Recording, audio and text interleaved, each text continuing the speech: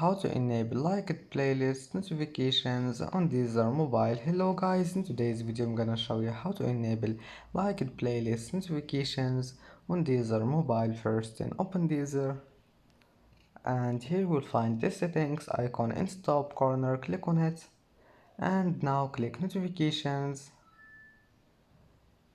and scroll down. Here you will find it. Here you will find playlists I like, and now all you need to do is just click on it. And as you see now, just wait 2 days and it will be saved, and then go back. And as you see, that's how to enable it. And that's it for today's video. Don't forget like and don't forget subscribe, and thank you for watching this video until the end and see you in the next video.